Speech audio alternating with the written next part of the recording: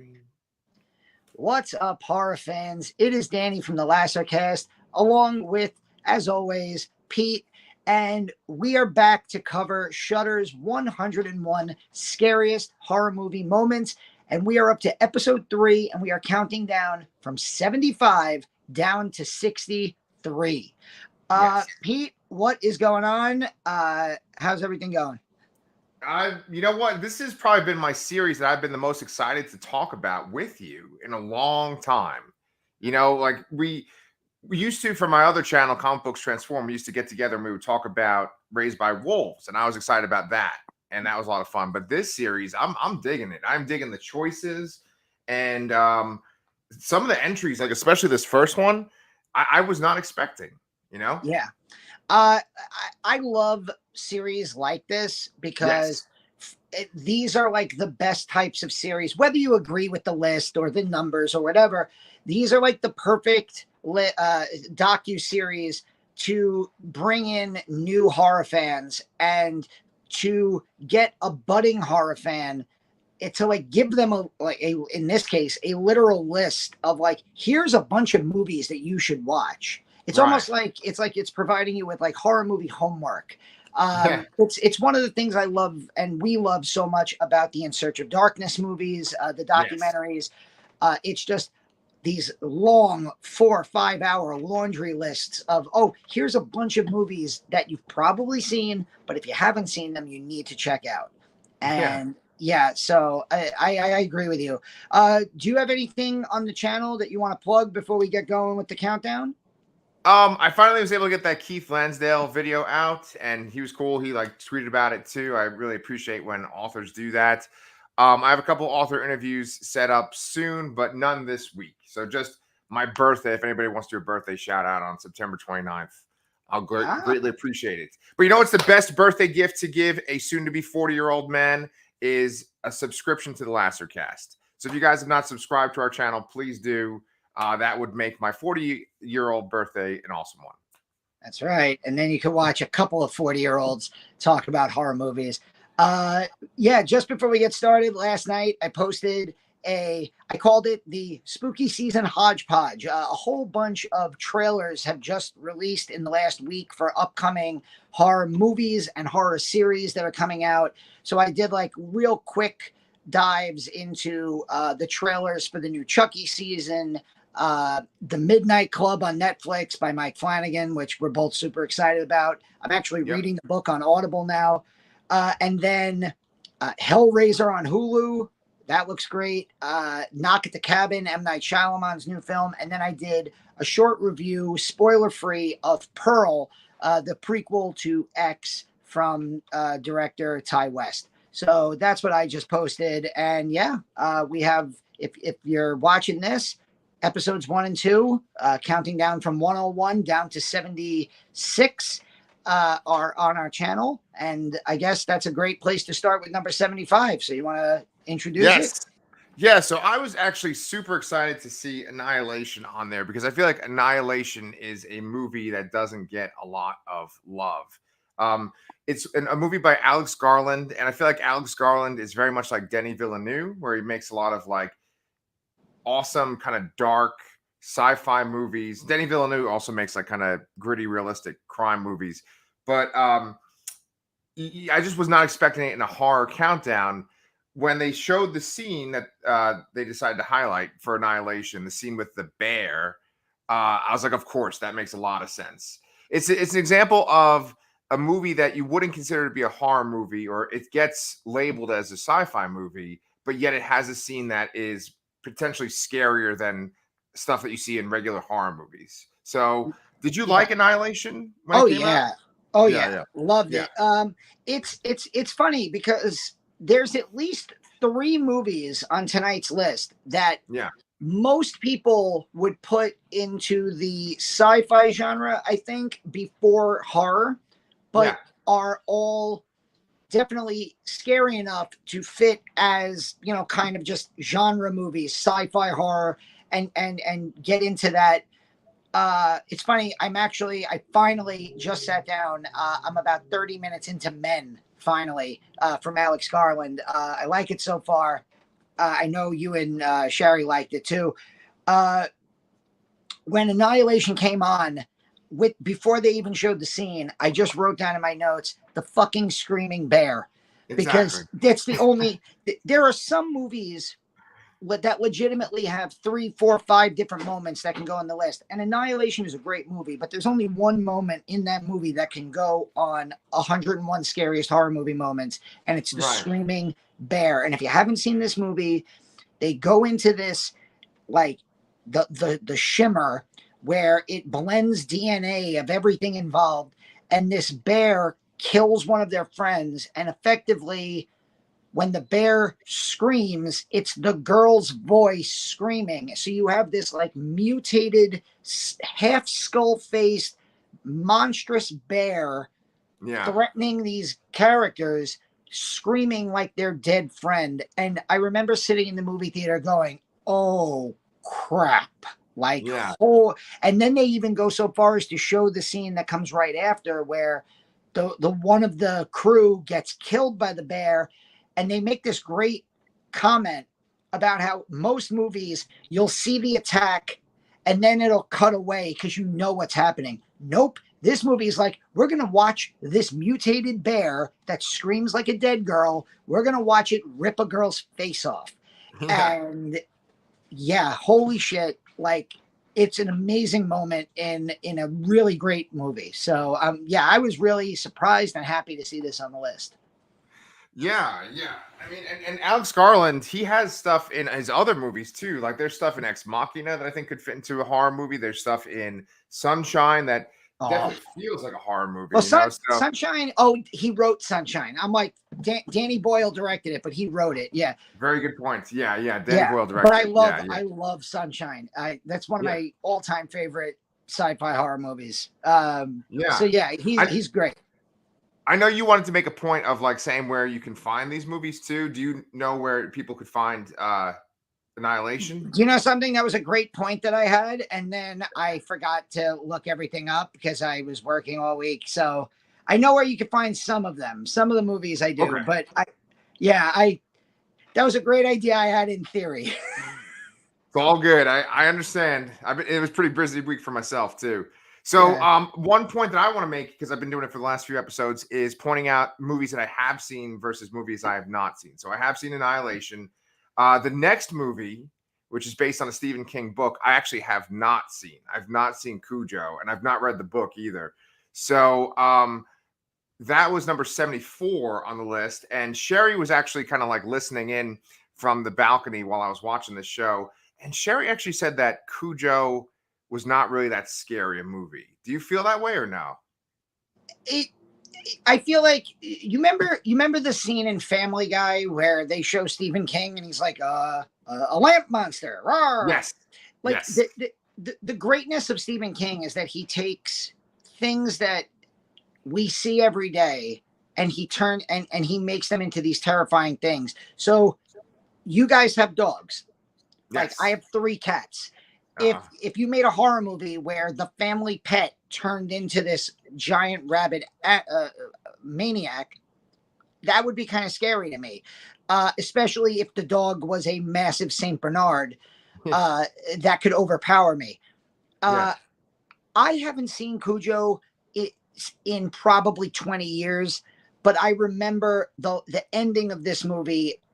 I remember feeling like, oh my God, less scared about the dog and more just, is this kid gonna, like, is this mom gonna be able to save her kid? And I Yeah. feel like if I watch the movie now as a parent, that's going to be my chief concern. And that would be scary to me more than giant rabid dog. Um, and the scene that they show is when she gets out of the car looking for the mechanic and they get attacked by Cujo and they effectively get locked in this, you know, Ford Pinto with that doesn't start in the middle of like a blazing sunny day, and just the makeup on like their lips to like really show how parched and how like completely uh under the elements that they are. Dee Wallace has said in interviews that this is her favorite movie that she's done. and Oh that wow. this was the movie that, like, of all of her horror and sci-fi work, well, Yeah. maybe not, like, of all her horror movie work, this is like the movie that she would always go to as like her time capsule movie, and it makes Yeah. sense because it's like it's such a great performance from her. Yeah. uh but I mean, I don't think Cujo is top tier Stephen King, Right. but like, it's Stephen King, so middle of the road Stephen King is still good. Very good point. Yeah. So that's one of those movies that would be on HBO a lot. Cujo would be on HBO a lot. Yeah. And so I remember like seeing little bits of it, but I've never watched it all the way through. And then the next movie on the list, number 73, is a movie that's definitely been on HBO a lot. And I remember, like, for me growing up as a kid, I didn't actually see a ton of horror movies right away, but my mom would see them and then she would like tell me the whole story of them afterwards. And so one of those movies is number 73 on this list, The Fly. And she like described the whole movie of The Fly for me. I was like, oh, that sounds freaky. And so I have not seen this movie, but I have seen a lot of bits of it on HBO. And one part that I have never seen on HBO though is this arm wrestling scene. So Oh man. yeah, yeah. So my first reaction to this being the scene was kind of similar to my reaction with American Werewolf in London, where there are so many scenes in The Fly that you would probably think of way before this. I Right. mean, Seth Brundle mutating into the Fly, his like face falling off, his like vomiting acid onto the guy and watching his like bones disappear. It like the whole ending, like the ending dream sequence with the larva baby. But then I stopped and I went, no, I love that they picked this scene because it's funny what you just said. This is the scene that I saw as a kid. Uh-huh. And I remember walking in, and I don't know if my parents had rented The Fly or they were watching it on TV, but I remember sitting down, watching this scene, and when that guy's bone popped through his skin, it was one of the first times that I can remember like feeling nauseous while watching a movie. It was like Yeah. one of the first times that I remember going, "Ah, oh, oh," and like having to run out of the room from a combination of like disgust and fear. So this scene, maybe more than any of the amazing Fly transformation scenes and the makeup that goes on later on, this scene to me gets to that real guttural, like just visceral horror of like, oh God, ew, that's disgusting. Like, I would rather turn into a fly than have somebody arm wrestle the bone out of my arm. Like, that's how gross that scene is to me. So I almost appreciate that that's the scene they picked. And of course, The Fly was one of the 80s had that string of amazing 50s sci-fi horror remakes, from The Thing to The Fly to The Blob. And all three of those movies are great. I'm sure we'll probably see The Thing much closer to the top of the list. Yeah. I would even put The Blob, the remake of The Blob, on here. There's a few scenes from that movie that were really scary too. But yeah, I was surprised The Fly was so low. Ditto. Right. I have no doubt that we are going to see The Blob on this list. I have no doubt about that whatsoever. Another movie that I am very shocked to see so low on this list, and also happens to not have a good remake, is my personal favorite horror movie, number 72 on the list, The Wicker Man. And The Wicker Man is like a weird movie for me to say is my favorite horror movie, but whenever I make my top 10 lists, I just always think about how, like, for me, a movie that I watch straight through and I'm like, oh, it's this scene. Oh, it's this scene. And like, I just get excited because every scene is like a good scene. I could probably say that for like Alien. I actually really have a lot of love in my heart for like 30 Days of Night. I know some people don't like that movie as much. I really like The Hills Have Eyes remake, but The Wicker Man, I think it kind of just does it for me. And of course, they have talked about the ending of The Wicker Man. But to have it at 72, I don't know, man. Like I think you Yeah, well, have I to think be at least in the top was 30. it Edgar Wright who said, he was like, somebody was like, um you should definitely, if you haven't seen The Wicker Man, you should turn this off and go watch it because we're going to Yes. spoil the ending. Uh, Right. I agree with you. This is one of my all-time favorite horror movies. What more needs to be said than when Christopher Lee said this was the favorite movie he had ever done? That says it. That says all you need to know. When Right. Christopher Lee, who literally made hundreds of horror movies and was one of the most world-renowned Draculas, says The Wicker Man is number one of all the Right. movies I've ever done, Right. that goes without saying. What makes this moment is the reaction. It to me, it is the greatest scene ever at capturing legitimate fear on somebody's face. Yes. And oh God, I forgot the name of the actor. Is it Edward? Oh, why can't I remember his name? You know what? I'll look it up while you're making your point. Make your point. The actor who plays the cop, Right. Lieutenant Howie, when he comes over the hill, the way the scene is shot, where you don't see anything, they're taking him somewhere, and he comes over the hill, and you see like his eyes first, and then the top of his head, and he looks like he has just seen the devil. He has seen, and the way he, oh God, oh Jesus Christ, oh, Jesus Christ.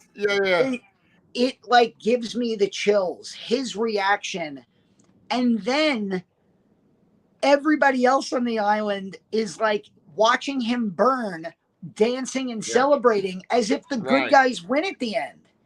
And it is one of the most brilliant horror movies and horror movie endings of all time. My Twitter handle is The Wicker Dan, and it's been that way for like 3 years because I just don't want to change it because I love this movie so much. When I met Robert Englund years ago, probably 15 years ago at a horror convention, I was wearing my Wicker Man shirt, and instead of like everybody else, he was doing like, I'm Freddy, here's my claw. With me, he was like, oh, Wicker Man, great movie. And like when I got my picture with him, he's like pointing at my shirt. I was like, yes, I bonded with Freddy. So that is awesome, man. This is another one. For if I was making this list, this is top 10 to 15. Definitely. Yeah. But agreed. The actor's name is Edward Woodward. Edward Woodward. Okay. Woodward. Okay. Sorry, Woodward. Yeah. Okay. I knew it was Edward something. I can't wait to see where the Nicolas Cage remake ranks on the list. Not the bees. Punching the woman in the bear suit. Why does it burn? There's so many great moments in that movie. Oh man, I just want to watch that super cut that has all those moments in it now. It's a classic. Like I said, it's my favorite, and it is because of that reaction that you mentioned before. I think from what I had heard that Edward Woodward had not seen the actual Wicker Man before that scene. Like he had not seen the creation of the Wicker Man on the island. So just seeing that, I think, would have just scared anyone, no matter what. There's a lot of scenes that we've talked about so far, and that I'm sure we're going to talk about sooner or later, which are just basically like that the cast members didn't even know what to expect. I think one of the most famous ones is like Alien, right? Yeah. With the chest burster scene. But yeah, his reaction, I could just say that to some people that have seen The Wicker Man and they know exactly what oh God, oh Jesus Christ, Yeah. And it's just so classic. Number 71 is maybe the definition of a classic horror movie, and it is one that I have not seen. They brought in Joe Bob Briggs to talk about this movie. It is Nosferatu, the original Nosferatu. So have you seen it? Oh, yeah, I've seen it a few times. I actually just rewatched it because they had Nosferatu on the last drive-in. And I think it was the 100th anniversary of it. And I wrote down Joe Bob's quote about Max Schreck and his performance as Count Orlok. and he said it's the most graphic representation of evil at that time that had ever been on film, and it stands the test of time. I mean, what more can you say than they made a great horror movie about the making of this horror movie, Shadow of the Vampire, where it was Willem Dafoe plays Max Schreck, and almost to the point where you don't know what is actually going on, if this guy was an actor or if he was just some ugly count that they found in Europe. But this was one of the movies, and they did this a little this episode, where they kind of cheat on the scariest movie moments. And they did this with the Wolfman last episode, where they kind of just show a whole bunch, like basically their scariest movie moment for Nosferatu is Max Schreck's Count Orlok is really scary when he looks at the screen. And then they show a bunch of the moments in the movie of him looking at the screen. And they're great, but they kind of cheat around the whole idea of one specific moment in the movie. I'm not going to dispute one of the all-time classic horror movies being on the list. There is no Dracula, there's no Bela Lugosi, there's no Christopher Lee, there's no Francis Ford Coppola's Dracula with the amazing Keanu Reeves performance without Nosferatu. And it's 100 years old. And it's a black and white silent film, and that might, turn off a more modern viewer. But if you're a horror fan, this movie is definitely going to scare you a little bit. Yeah, I mean, the movie, we use the word iconic a lot on this channel, but iconic is a word to describe this movie. There's so many music videos. There's so many other movies that literally have footage from this movie in it. And it has influenced so many different movies altogether. It's kind of the classic Dracula, creature that you expect. It's everything is built out of this. And I think he's actually the count in this is more of what Dracula is like in the book than other versions of Dracula we've seen.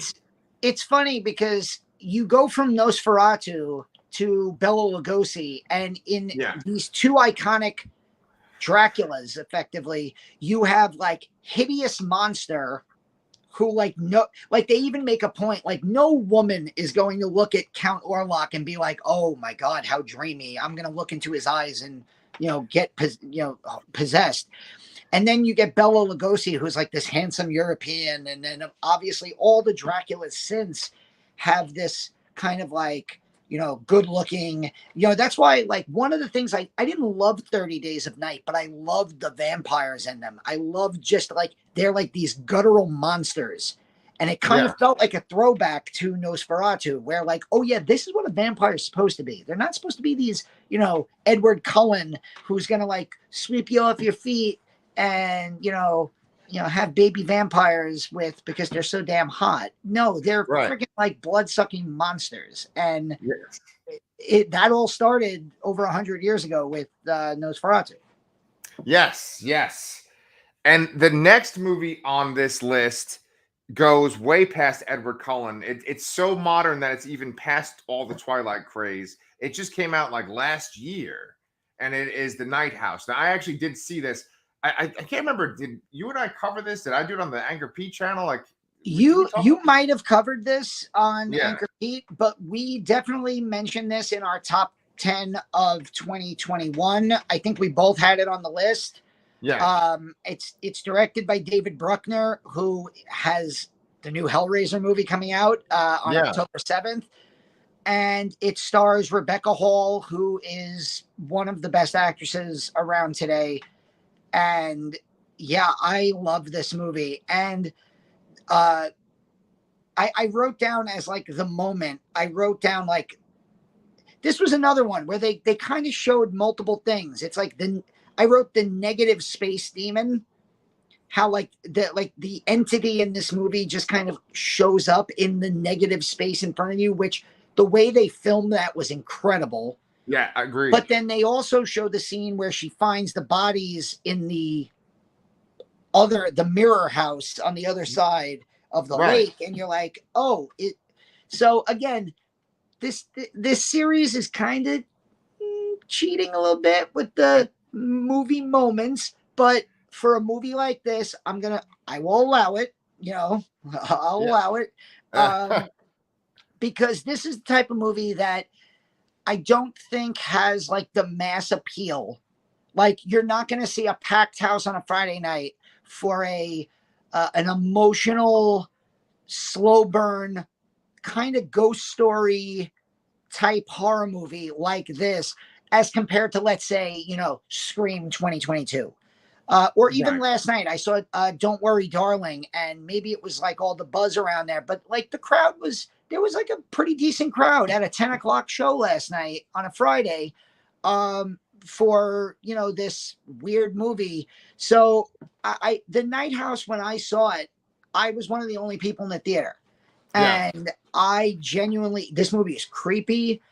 Rebecca Hall's performance was fantastic. And the moments that they put on here are really, really good. And if you haven't seen it, it's well worth checking out. Yeah, it's funny because like the moment they picked, I didn't think was like that scary a moment compared to other things in the movie. And I actually remember, I think we mentioned this on our review, that there's a sequence in here that has a jump scare, and it's like one of the most unsettling jump scares because like Rebecca Hall, she goes out with her friend and she falls asleep on her friend's lap, like this other woman, and like they're on a couch and Rebecca Hall falls asleep on her lap. And then she just wakes up to this like loud, jarring noise, and it just keeps going for like 30 seconds. And that really bothered me. Like it really shook me. And I was like, oh, okay, that's what the scene they're going to talk about. And then it just was like they found this other house and there's dead bodies in there. I guess they were going more for like just kind of disturbing and like like, oh, there's something below the surface versus something jarring. But I think you made a really good point that this isn't the kind of movie that like a ton of people are going to be super excited to go see, but this was a movie that a lot of people appreciated, especially us when we did our top 10 that year too. Now, number 69 is a movie that many, many people appreciate. And it's a movie that you and I have actually discussed probably 4 or 5 times on both of these channels, because we've covered alien stuff a lot and we've talked about and we did full we had Brian on and we did full alien countdowns of the like franchise rankings. So we've talked a lot about the alien movies, but when it comes to great sci-fi horror movies like Alien and Aliens, I'm okay with giving a couple more minutes to it. Yes. Here's the question, though. Do you think that this face hugger scene in Aliens for number 69, do you think that that's the scariest scene in Aliens? So I don't think there is a scary scene in Aliens because I think Aliens is it's a kick-ass action movie, Right. And yes, there, obviously there's incredible tension. There's incredible, if I were picking one scene, it would have been when the aliens invade towards the end. And again, just going back to like the way great actors portray being scared on screen. Bill Paxton holding like the scanner and being like, they're all over the place. And Michael Biehn, you're not reading it right. And they would be in the room. Because you're watching that scene going, oh, where the fuck are they? Like, yeah, if they're 5 feet away from them, where are they? And then when everybody looks up, you go, oh shit. That would have been the scene that I picked. Right. I don't mind this scene because this is a scene, and they make this point where you really realize who the villain is in this movie. Right. You didn't notice it in the original movie because in the original movie, it's this crew, they're on a ship. Well, actually, what am I talking about? You do, because of the whole scene with Ash, Right. and him telling them about how like the company basically said you're all expendable. So the overarching theme of at least the first Alien movies is that the Weyland Corporation is the villain, and these aliens are just animals, and they're they're going to eat and reproduce and do what they do because that's what animals do. And it's so funny because, like, in the first movie, it's this, Ash turns out to be this like vicious, super powerful android. In this movie, it's like the most weakest. You have these big buff, space marines, and then you have Paul Reiser, and he's like the asshole that tries to kill the main character and a kid. And Yeah. you're like, Yeah. and there's like the scene where it goes back to him like shutting the camera off and like sitting there like, Yeah. like, I hope nobody realizes that I'm the villain. So I did like it, and this scene is super duper tense, and it does show just how resourceful Ripley is. Yes. Like, to be able to think on her feet in that moment. It's not the moment I would have picked, but I'm not going to argue Aliens being on the list. So yeah. For me, I even would put in that scene where the Marines are going through Hadley's Hope, the colony in the very beginning, and they're kind of they start to see signs of the aliens, and they find that one woman who is Cocoon. Oh yeah. She says, "Kill me." I would put that scene maybe on there too. But yeah, any one of those three scenes, the one that you mentioned, the one that they mentioned, and this one, I think all work. And of course, I love Aliens. Another movie that I feel like, it's more recent, so maybe this is why it's so low on the list. Or I guess so high. We always kind of fuck up. Is it low? Is it high? But the Babadook. It's so low on the list. Like, I remember seeing the Babadook and being creeped the hell out of it when I first saw it. And I was like, wow, this is a really well-made film. And then for number 68, they have the scene where essentially where the Babadook first shows up, right? Yeah, like kind of creeping around the door and then scuttling around, and yeah. And for this scene, it's funny because like I really liked the movie when it came out, but then watching the scene again, I was like, holy fuck, that's like really creepy. I forgot that it was like this creepy. Yeah. They also show the scene where her son has like the freak out in the back seat. Yep. And again, this movie came out, I think, in 2014. So Yes. we were both parents by that point, and I feel like this movie hits very differently for parents. And I kind of hate that this movie and like that kid, it's like, oh, the real horror of this movie is having a kid that acts like that. But like, if that's your take on it, you didn't really get the movie. Right. It's not like the movie Problem Child. Oh. Like, this is a kid whose mother effectively like is raising him out of obligation more than love. Right. And he's obviously a kid in need. And now you have this like entity, this almost demonic style entity coming into the picture. This movie creeped the hell out of me, and it made me feel like bad. Like it really makes you feel for just every character in the movie. Good point. And Jennifer Kent, the director, she like her follow-up to this was a movie called The Nightingale, which was effectively a period piece rape revenge movie. Oh, and okay. It's brutal. I mean, it's great, but it's a brutal movie where terrible things happen to good people, and there's just no positivity in it. And I'm like, damn, this woman is so dark. Like, but yeah, I feel like the Babadook kind of took horror fans by storm when it came out. It was so low budget. It was so, it was such an interesting looking creature. Yes. And the way it sounded, those like, it really just kind of like it gives you the goosebumps. And I kind of thought this would be a little bit lower just because of how, like, when that movie came out, it was like jumping to the top of like everyone's list. Exactly. So I kind of like the way that they've worked in a bunch of more modern films, like even the ones that we've like so far. Just today, we've talked about Annihilation, The Night House, and now The Babadook. Yes. And there's at least one more movie that we'll talk about that have come out within the last, I would say, 5 to 10 years. And I like that they're showing like that appreciation, because there's been so much great modern horror. We talked about Doctor Sleep on last week's episode. That was 2019 also.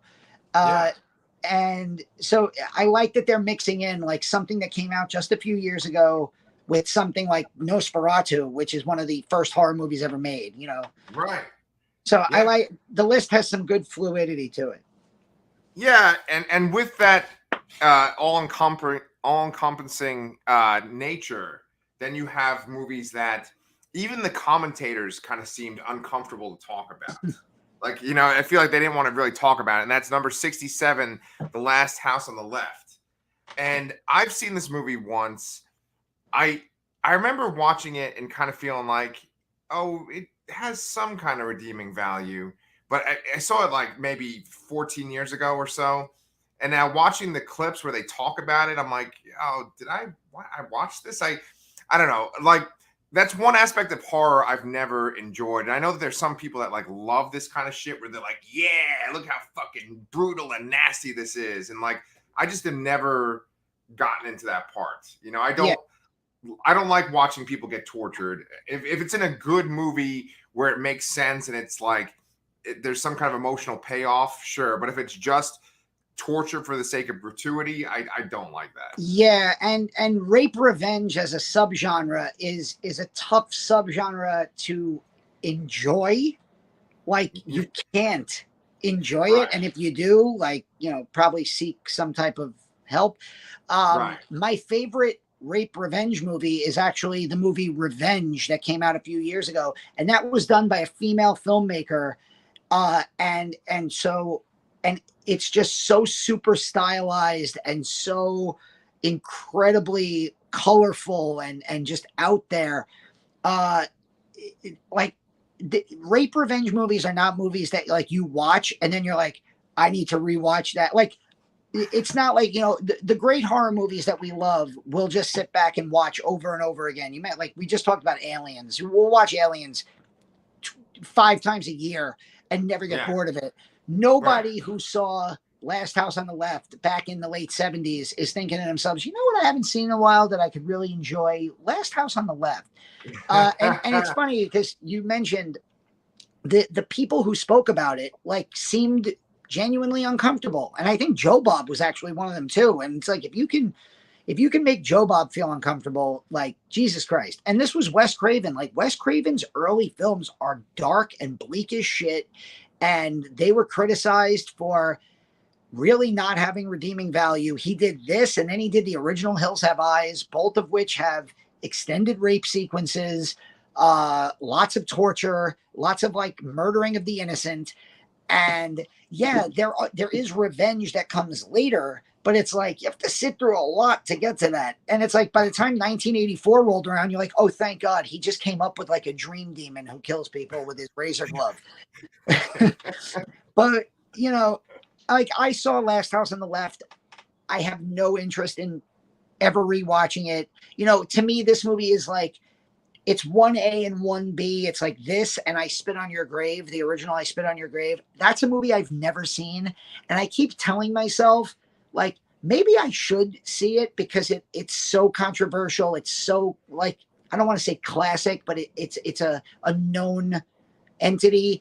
And then it's just like, why do I want to watch that? Like, I just don't want to watch it. So, I mean, and the scene, we haven't even like really mentioned it, but it's the rape double murder scene where the 2 girls are basically taken out into a swamp by these trio of savages and they're stabbed. And then the one girl like just is like, all right, well, you're going to kill me. So I'm going to wade out into the water. And then she gets shot and eventually, drowns. And it's awful. It's nothing that you want. Like, I have shown Charlotte The Exorcist.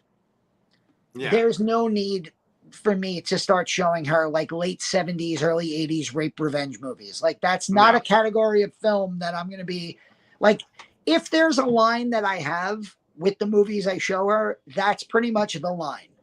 Like Jason, Friday the 13th, a little bit of nudity, lots of machetes to the face, no problem. But like Last House on the Left, why? Yeah. No, nothing good can come from that. Yeah, yeah. Really good point. And for people that are watching this too, we love your comments. And I'd actually like to know: have you guys seen The Last House on the Left? How do you feel about it? And how do you guys feel about the rest of the movies that we've talked about so far? And this next movie, I don't even know if I had even heard about it yet before. Have you seen Terrified? Yeah, this movie's on Shudder, and Okay. it was Argentinian.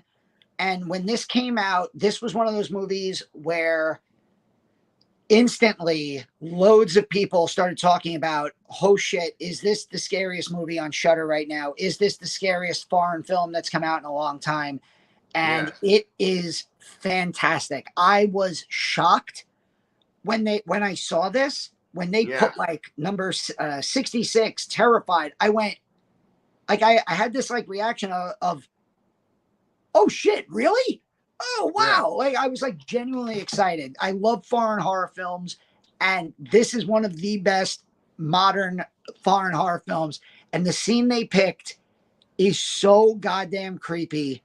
So basically it's this neighborhood where there's like ghosts in the neighborhood, and ghost hunters like show up to investigate different houses. And this boy gets hit by a truck, Pet Cemetery style, and they get called to the house, and there's like all these dirty footprints, and they find the dead boy's corpse sitting at the breakfast table with a full breakfast in front of him. He's dead. It's a corpse. And the way that and I remember watching this, and they really did a great job of explaining how you as a viewer are watching this scene, because the camera just has like the two guys talking, and in the background you see the body of this kid, and you're sitting there and you're like waiting, and you're waiting, and you're like, all right, come on, I know you're gonna move, you're gonna do something, and Yes. nothing happens. Yeah. And that tension, and then the second the camera pans away, the milk falls over, and you're like, fuck. It's such a scary scene. I totally recommend this movie. It is so good. If we had a Lassercast of 4 or 5 years ago when this movie came out, this would have been in the top 5 of the year for me when it came Oh out. man. Oh man, I'm okay. Okay, I gotta check it out then. Yeah, and that is one of the best things about this doing this show with you, is that we get to talk about movies that like we haven't ever covered before, and maybe we wouldn't have mentioned because they're sort of like right before we started, or they don't match the theme that we've done. But in the interest of time, because I think that my kids are going to come through my door just like the zombies in Dawn of the Dead that is on this list. I think that we could actually talk about 65 and 64 sort of simultaneously, because the point that they made for these two movies, let me just say what they are: the original Friday the 13th and Dawn of the Dead. In both cases, the Dawn of the Dead, the original one by Romero, it's a big focus on Tom Savini for both of these two movies. That's a great point. Yeah. Yeah, yeah. So one of the things, so what I'll say about Tom Savini for the Friday the 13th clip, of course, they point out the gore, the realistic gore that's in Friday the 13th.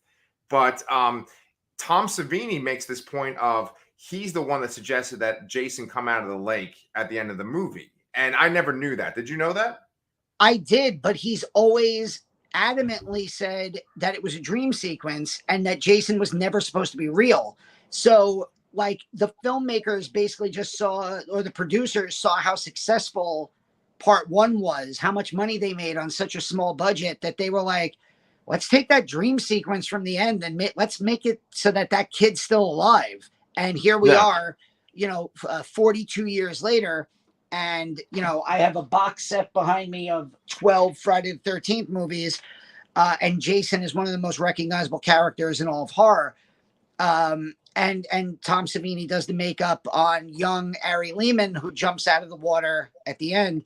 And then Dawn of the Dead, you mentioned it, Tom Savini. the way Greg Nicotero talks about the flesh ripping, this was one of those horror movie moments that I knew growing up I was a little bit of a twisted fuck, because every time I would see Dawn of the Dead, I would like pause, replay, watching the head blow up in that opening scene and then watching the chunks of flesh get ripped out of these people. And there was something in me that was like, that's so fucking gross and cool.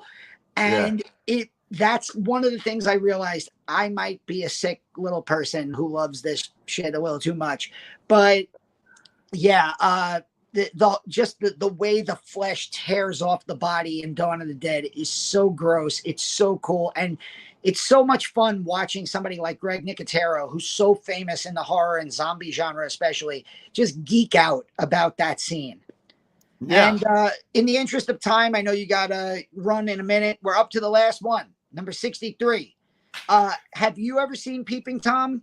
I have not. No. So Peeping Tom is a incredibly interesting movie to talk about. I won't go. They actually talk about this in how this movie was made the same year as Psycho, and Right. it's about a psycho, and where Psycho basically made Hitchcock into a legend. This movie effectively ended the director Michael Powell's career.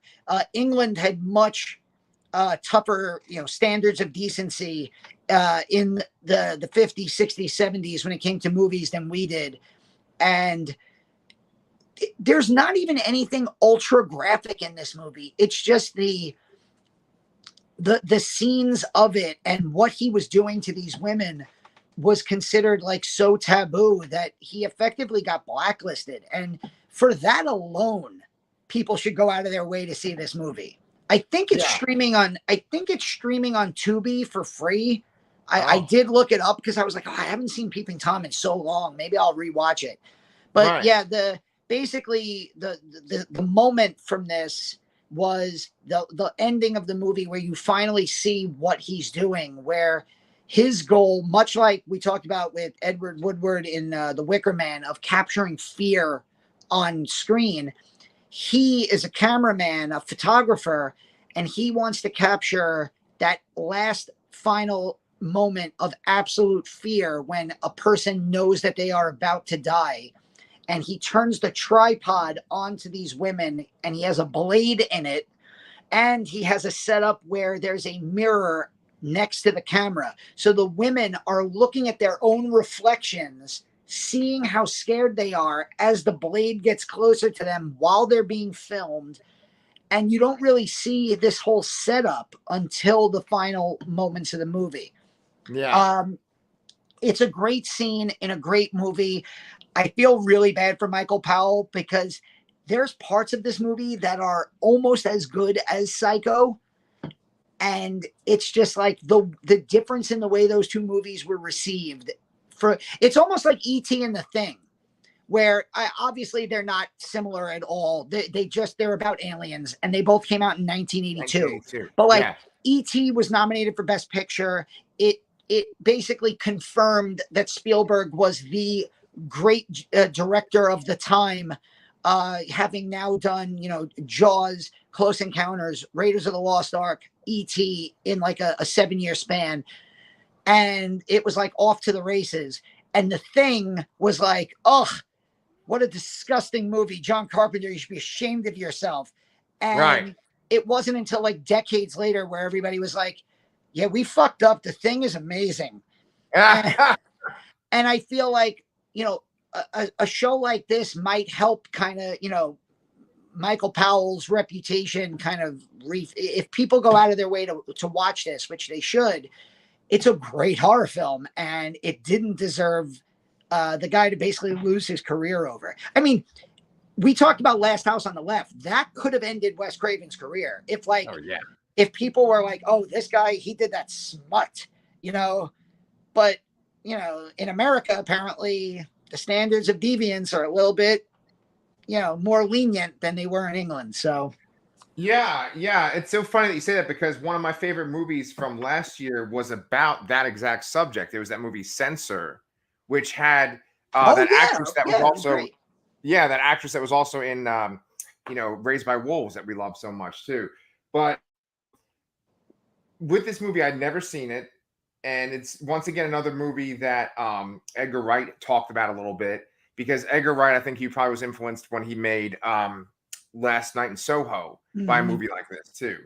And when they were showing Michael Powell's career and they were talking about how this movie essentially ended it, they showed The Red Shoes, which is a movie that he made, and that's actually my mom's favorite movie, and I went to go see it with her in this old movie theater in yeah.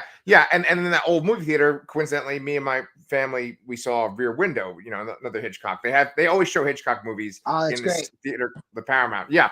But the reason why I bring up The Red Shoes is just because there's movies from that time period that this movie was made, and they have a very distinct look. And I feel like there's such an influence on the horror movies that we watch and that we talk about. And this movie looks like it probably influenced a lot of filmmakers, even though it ended this one guy's career. It's kind of funny how, like, some people will take that shot, they'll make that dark thing and burn their career, but then it inspires future filmmakers like Edgar Wright and stuff. Yeah. And they actually showed, I just one little tangent real quick, is I saw this documentary last night, this awesome documentary on David Bowie, Moon Age Daydream, and it had clips from The Red Shoes in it. And then I was thinking about this movie as I was watching the Bowie documentary. Oh, wow. And then they also randomly had Event Horizon clips in the Bowie documentary too. I just wanted to tell you that. That's why I brought that up. Event Horizon will definitely fucking be on this list. I hope so, because that's one of the movies that genuinely scared me. Like, it takes a lot, but that one does. So yeah. That's kind of my long-winded way of saying, like, definitely check out that David Bowie documentary. I know it's not horror, but it was fucking awesome. And then I personally am going to check out Peeping Tom, because just the concept of how he was killing the women, that's so disturbing. I was like, I got to see this. Yeah, what were you going to say, man? Oh, no, I was just going to say, like, I can't wait. Like, you said it at the beginning, like, this show is, like, I've literally kept on one string of notepad. It's like from 101, and I'm just counting them down. And I just love talking about this stuff with you and counting these movies down. And I can't wait until next Wednesday when we get episode 4, and we probably get, I would say, 62, probably to 50. So we'll be near the top 50 soon. Yes. Yeah. So I can't wait. I think the list has been pretty good so far. And I can't wait to see what they put and where they put them. Exactly. And so by next week, we're going to get to the halfway point. And next week, we will already be in October, the month for people like us on the LassoCast. So, like I said before, you guys haven't subscribed, please do. We have this show coming out every week. Danny puts out a ton of content on the channel, like probably 2 or 3 videos per week. Yeah. Yeah. And like the video I did yesterday, there is so much great horror coming. There's so much great horror in the theaters right now. Like, you can go to the movies right now and see Pearl, Barbarian, The Invitation, even Don't Worry, Darling has some horror elements in it. I didn't particularly love it, but if you're in the mood for that. And then there's so much more coming. Hellraiser, Chucky season 2, more Mike Flanagan's new series. What happened? Smile. So I just bought tickets. Tuesday night, they're doing a special screening at the theater by my house for Smile at 7:30. So I bought tickets. I'm going to go try to see that. And I'll post a review of that Tuesday evening when I get home, spoiler free. But the advanced word on that has been tremendous, because like when I first saw the preview to Smile, I thought this is going to be like Ouija and Truth or Dare, just a real simple cash grab horror movie that, it's going to draw in like a teen crowd for 1 week, make its money back, and disappear. And now we're getting like, what wasn't it like C. Robert Cargill tweeted about it? Right. And this is a guy whose movies are going to be on this countdown. Sinister, Definitely, you know, one of my favorite horror films of this year, The Black Phone. He Right. wrote. If he's telling us that Smile, a movie that, again, when I saw the preview, I thought to myself, this is going to be like a cash grab. If he's telling us that it's great and it's scary, I'm there. So I can't wait. And a lot of my students and a lot of the kids in my horror movie club at work have been talking about it and very excited. Which also reminds me, tomorrow, Sunday, my theater is doing 40th anniversary screenings of Poltergeist. Nice. So I'm probably going to go see that, and then I'll probably come on and do a little review. Charlotte would 100%, and even Athena. We had talked about wanting to go see that together, kind of as a family, because we all love it. And unfortunately, most of my family is tied up with COVID right now, so I'll probably be going by myself. But yeah, Poltergeist is going to be in theaters for 40th anniversary screenings. Smile is coming out, and then there's so much great. 2022, I'm convinced, is going to be a year we look back on a decade from now and go, man, what a great freaking year for horror. Holy shit. Like, we might have to do a top 15 this year instead of top 10. Yeah. Well, you mentioned C. Robert Cargill, and he said that 2022 might be another 1982 for horror this year. Yep. So, yeah. Well, as always, it is a pleasure talking about this stuff with you, and I will see you in 1 week to talk about episode. Before we go, I just want to yell a very loud happy birthday to Tony from Ghost Girl Greetings. It's her birthday weekend. And just wanted to wish her a happy birthday. She's been on our channel, a couple different times, and we love the Ghost Girls. So I just want to throw out a happy birthday to her.